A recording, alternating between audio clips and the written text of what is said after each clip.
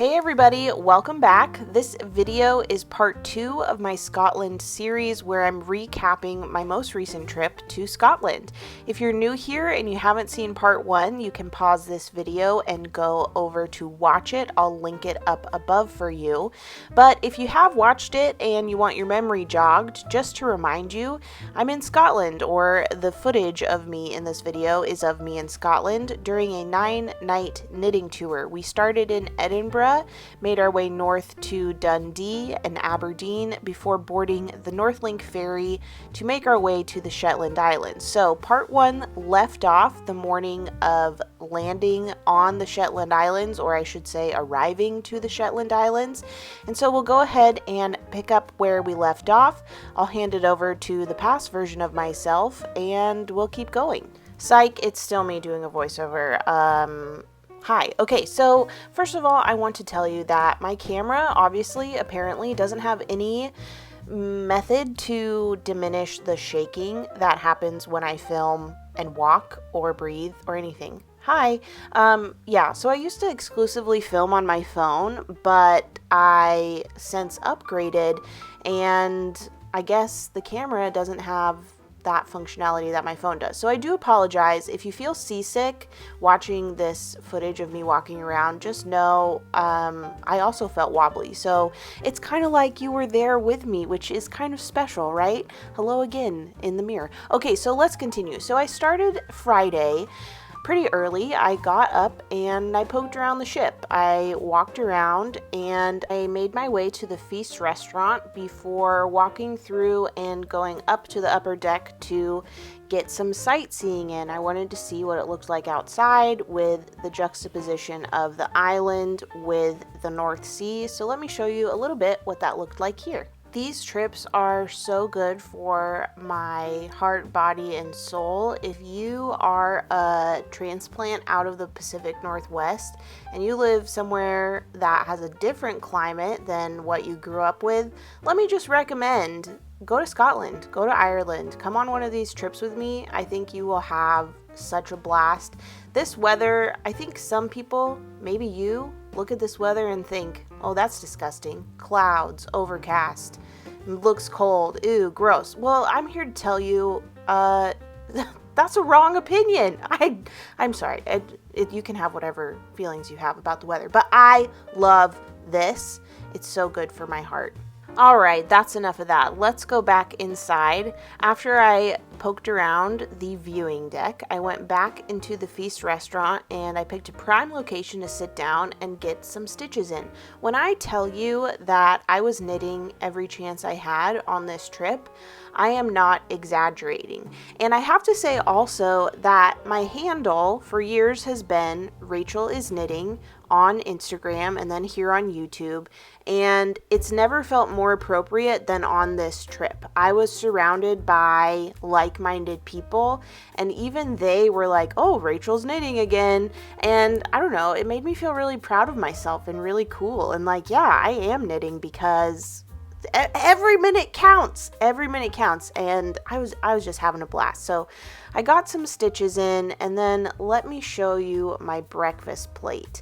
I went a little off script on this day and I got some fresh fruit and granola, and then of course I had my usual brown orange assortment on my plate. So I had eggs, potato cakes, sausage, mushrooms. I got a little disc of black pudding and a little wheel of cheese along with this strawberry yogurt. So yeah, I ate really well on this trip, and like I said, cleared my plate almost every meal. I was just having the time of my life.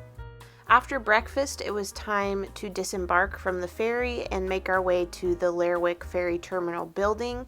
We hung out there for a little while we were waiting for everyone to firstly get off the boat and then have the hotel ready to take our luggage before getting on a smaller coach for the day and exploring Shetland. So this day was really exciting, was really jam-packed.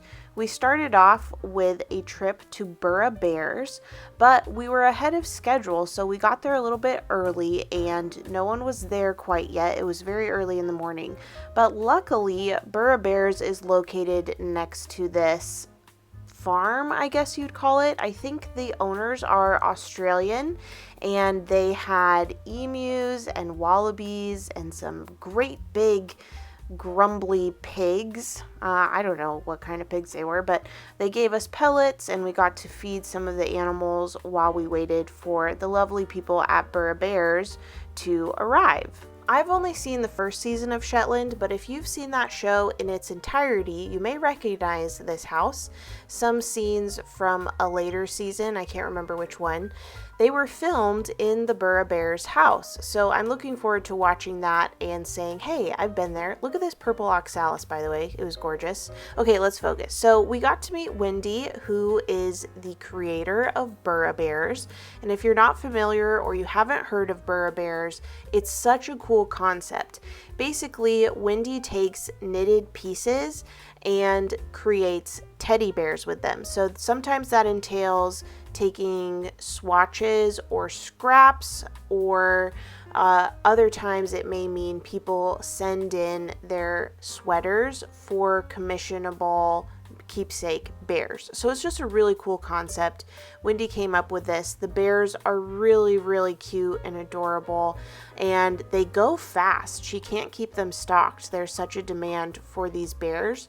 So we got to learn about the process Wendy went through of making this business, making this concept, perfecting it into what is now the Burra Bear design.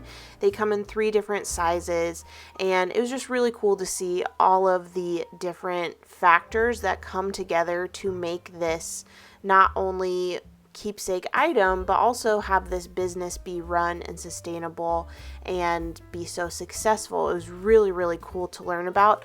I definitely want to have a Burra Bear one day, maybe by commissioning a keepsake bear. I don't know, we'll see. I have time to think about it, but definitely check out Burra Bears. They're online on Facebook and Instagram, and they have a website, and they're just so, so cool. After we finished at Burra Bears, it was time to get back on the coach and head to our next event. I will say on this day and a few other days around Shetland, we were on a smaller coach, so it was a little bit more comfy cozy. We stopped in at Harbour Knitwear in Scalloway, and it was incredible to see the knitwear in this shop. All over Shetland, in fact. They're just amazing knitwear. So many talented artisans living in this community. We then made our way to the Shetland Pony Experience, which is a family-owned and operated Shetland pony farm. It was amazing. It was so cool. We were split into 2 groups, and each group had the opportunity to guide a pony on this beautiful walk towards the coastline, and then we each got our own glamour shots with the Shetland pony of our choice. It was awesome. Then after that, my group went to the nursing pasture. I'm not sure if that's what it's actually called, but it's the pasture that had the mamas and the babies, and we got to pet the baby horses, see the mamas dote on them and graze, and we got to see some mutual grooming, they said it was called. It was so cool. We got to get up close and personal with these cute little Shetland ponies, and then after that it was my group's turn to go inside the barn, and we got to do some grooming on the ponies as well as lead them around an obstacle course. It was fantastic. If you're ever visiting the Shetland Islands and you want to interact with Shetland ponies, definitely check out the Shetland Pony Experience. When we finished up at the Shetland Pony Experience, we went to De Hoff for lunch, and I have to tell you that before I went on this trip, I told myself that I was going to take the opportunity to eat as much fresh seafood as I possibly could. So at the Hoff, I opted for the smoked salmon mac and cheese, and let me tell you, I made the right choice. It was absolutely delicious, and as is no surprise, I cleaned my plate. Now, after lunch, the first real adventure of the trip happened. Basically, the rest of the day was going to be ours to explore Lerwick, so we made some plans. We wanted to visit 2 different yarn shops, and unfortunately, both of them are named Jameson. So there is a Jameson local yarn store that is in the city center of Lerwick on the main street or the high street. There's also a Jameson's Jameson and Smith wool broker, which is a little bit further away. Now, since we were not familiar with the terrain of Lerwick and the geography of Lerwick, we made a plan to have the coach stop at one Jameson and then take the rest of the people who wanted to go to the second Jameson to the second Jameson, and then the remaining people would be taken to the hotel. Well, I got off at the first stop, which was Jameson in the city center, when I thought I was being taken to the Jameson and Smith wool brokers. So I made the best of it. I'm actually really happy that this mistake happened because I bought my first souvenir on the Shetland Islands, which was this Fair Isle rat. So if you've been following me, you know the deal here. Basically, hand knit rats are part of my brand, for better or worse. So I purchased that. Bonus points because it was pink and purple, which, is in my preferred color palette. And then I made my way to the other Jameson and Smith wool broker, which was about a 20 to 30 minute walk. On my way, I stopped in Boots looking for the Dusty Rose lipstick and couldn't find it. It wasn't there. Only saw Smoky Rose, and so I continued on my way. I was getting winded on this walk. I was kind of frustrated because there was this miscommunication, and I was disappointed that I wasn't where I wanted to be, especially because time felt short. We didn't have a lot of time before the shop closed, but I did make it to Jameson and Smith wool brokers. I was sweaty, I was out of breath, but I was happy to be there, and I got some shopping in. So Jameson and Smith wool brokers is a very, very cool place. They have binders full of patterns, so you can pick and choose what you'd like to make. You can tell them what pattern you'd like to buy, and they'll make a kit for you. They could use the colors that are listed in the pattern already, or you could say, hey, I want some colors that are purple and blue. Can you make a kit with that in mind? So that's a really cool feature of Jameson and Smith wool brokers. I got some fiber, I got some yarn, and basically I wet my whistle for a future trip, really future trips, plural, for returning to Jameson and Smith to really get the haul that I was planning on. After that adventure, it was time to get settled in the hotel before dinner. Here's the menu for the evening. I chose the fish cakes, followed by the monkfish scampi, and then finally with the meringue nest for dessert. Everything was absolutely fabulous and delicious. And then that concludes Friday, July 5th. Good morning. It is day 4. Wednesday was day 1. Thursday, day 2. Friday, yeah, day 4. Day 4. I don't know if you can hear it in my voice, but I am so tired. I haven't been sleeping. I've been sleeping well once I get to sleep, but my sleep schedule is still not what it should be. Staying up later than I should be, probably getting up earlier than I should be. But yeah. It is what it is. Doing my best. Yesterday was interesting. We, well, I'm sure I will have told you by now with a voiceover, but yeah, got dropped off at a place I didn't expect I was being dropped off at. Had a bit of a walk, but I'm so excited about what I got. Let me show you. I got a whole bag of goodies from Jameson and Smith. And I also got this rat from that first shop. So I guess it was not a total loss that I got dropped off at the wrong spot. But I definitely want to go back to Jamieson and Smith where I got this bag of stuff because it was 75 pounds. I got a kilo of combed top, 2 500-gram nests, and I also got a kit for a colorwork hat. I got 2 sampler packs of Shetland wool, one for me and one I'm going to send to Leslie, and 2 skeins of Yorkshire spinners. I was thinking maybe a hat and a cowl. So I'm just so happy with my purchases. I definitely want to go back. It's so cool in there because you can pick, they have like binders full of patterns, lace patterns, Fair Isle patterns, hats, fingerless gloves, full finger gloves, scarves, headbands, sweaters, vests, everything. Lace Fair Isle, can't remember what I've said. It's amazing. And then you say what pattern you want. They go get it off the shelf of the patterns, all the organized patterns, and then they make a kit for you, and you don't have to use the same colors that the pattern calls for. I said, like, for my floral tam, which is the hat pattern that I got, I said I want the purple to be the focus. So she swapped a few colors for me, like a fawn color instead of one of the blues, and a darker purple instead of one of the blues. I think it's going to look amazing. But I was thinking when I was buying it, I was like, this is probably going to be a splurge. But the kit, the pattern and the yarn was like less than 25 pounds. So I will be going back and getting more kits. I think maybe a headband or maybe some fingerless gloves. I haven't decided yet.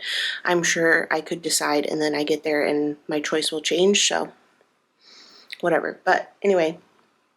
Day 4.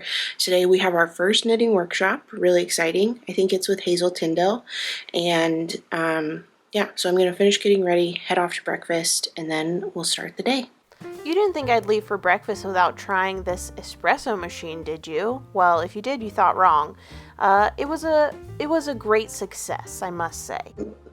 This might be my best one yet. Look how good that looks. Cheers.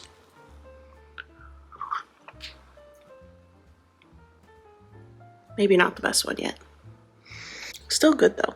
Alright, let me take this time to tell you a little bit about our hotel. We were staying in the Shetland Hotel, which is actually directly across from the Lerwick ferry terminal. So from my room, I had a nice view of the water and of the ferry terminal, which I really enjoyed.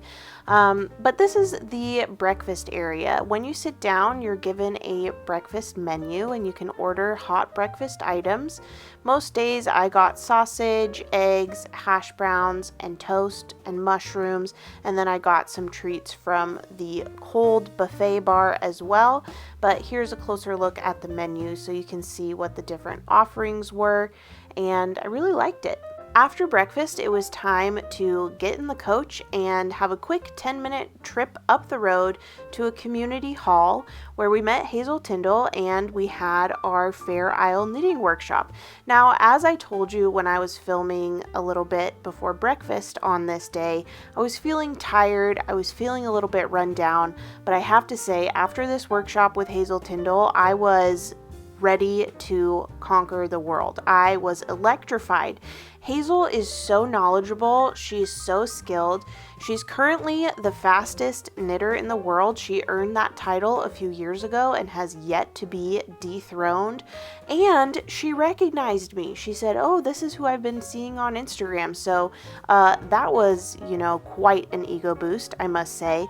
But it was just great to learn from her. I had a wonderful time. I learned a lot about color blending and how to pick colors that work together and that fade together really well for Fair Isle style knitting.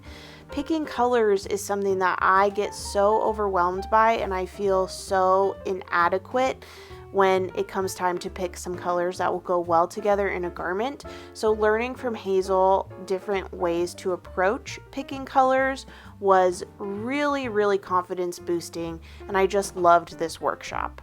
After our workshop, we went to the Cornerstone for lunch in Scalloway. I had soup, during which course I worked on and finished my swatch from the Colorwork workshop. Then I had a smoked salmon bagel, and my new good friend Melissa had me model my swatch on my chest because that's how Hazel Tyndall did it, to show us how the colors work together. Then my new good friend Chris held my swatch out so I could take a picture. Here's what the back looks like. And then for dessert we had shortbread and coffee, and I moved back to my regular knitting project. So after lunch we continued on and we made our way to Silly Sheep Fiber Company. This is a Croft on the Shetland Islands where we got to pack into an old bus that has since been converted into a little tea room. So we got teas and coffees and cakes.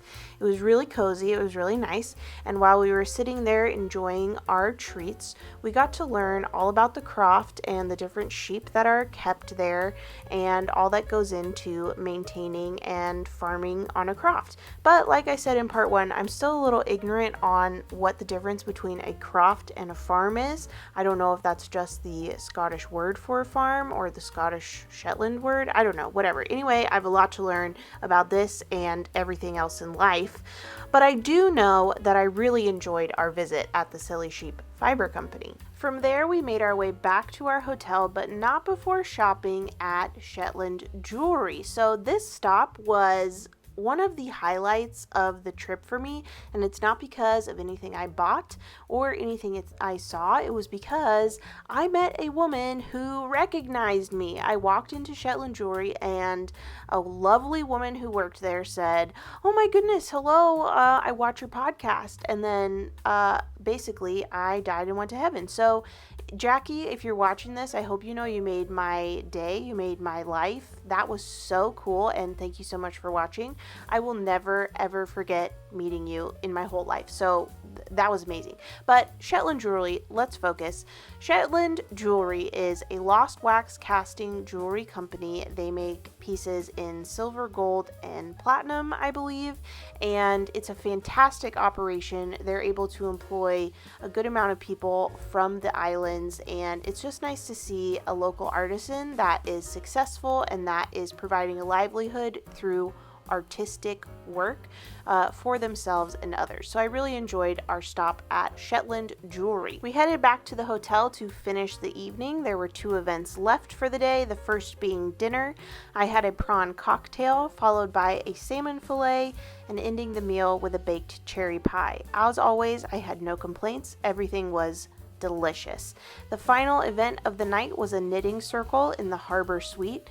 We packed this room out and I didn't really get that much footage during the actual knitting circle, and in fact I'll point out that you might not see a lot of other people in this recap series. That's because I was trying to be intentional about respecting other people's privacy. I definitely wasn't on this trip by myself, even though it might seem that way sometimes. That pretty much wraps up the day for shenanigans for Saturday, July 6th.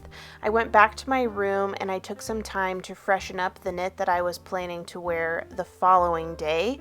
This is my throw-over sweater by Andrea Mowry of Drea Renee Knits, and I'm just using a gleaner to remove some pills that are on the garment so it looks fresh and good as new for when I wear it the next day. I want to take this opportunity to answer a few questions that I got on the part 1 installment of the Scotland trip. Well, really one major question, which is how can you go on one of these trips?